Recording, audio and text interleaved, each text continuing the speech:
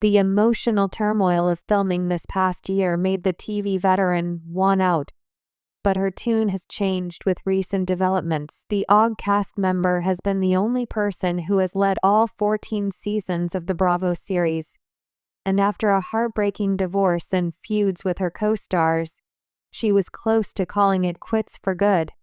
Following her difficult year after she separated from husband Mauricio Amansky, the RHOBH fan favorite has been flip-flopping with whether or not she will return for season 15 of the show. After filming this past season, she told friends she was 100% done, and there was no way she would go back. Now that she's cooled off from the drama and stress of filming this past season, and her anxiety has calmed down and she's had time to reflect on everything, she is open to returning. An insider spilled to the U.S. Sun.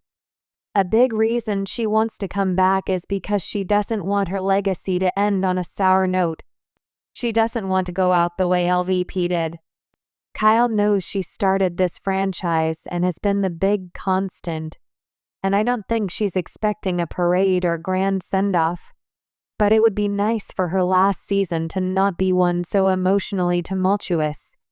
Another factor she is considering, which isn't as important, but she has brought it up, is that her returning would make her the longest-running housewife on Bravo ever.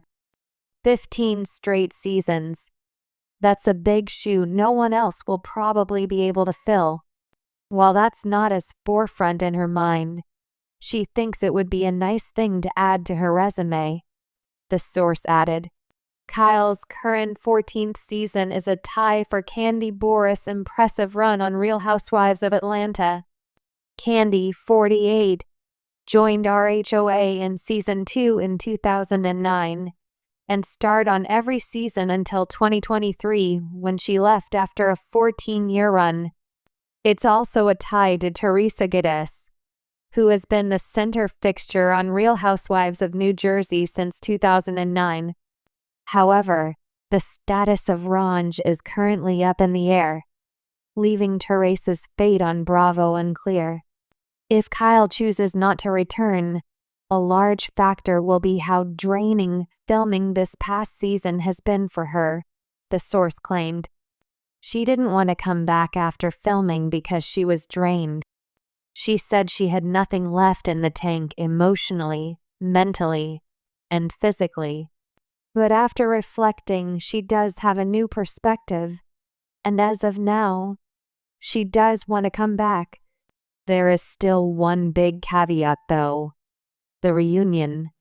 This is one of the reunions she's looking forward to the least during her tenure on the show, and if it goes terribly, she may change her mind and be done again.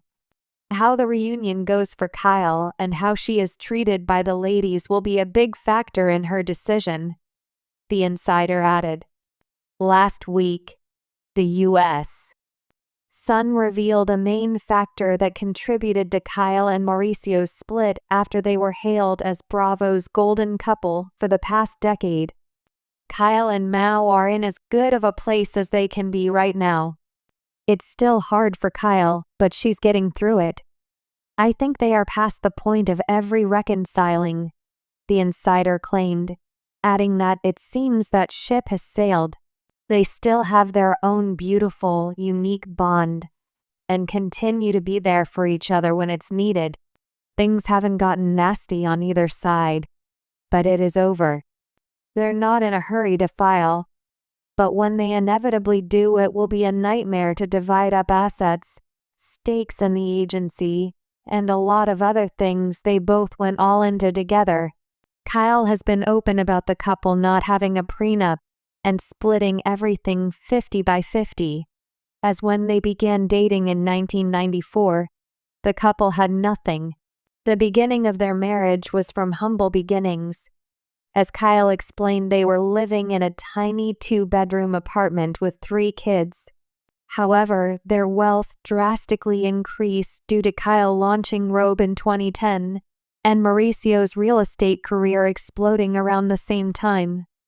The agency, which Mauricio co-founded and still remains CEO, was also helped started by Kyle at the time, who still has a stake in the real estate company. A decade later, the agency now has hundreds of offices around the world, and in 2023 alone, sold over $12.4 billion in real estate.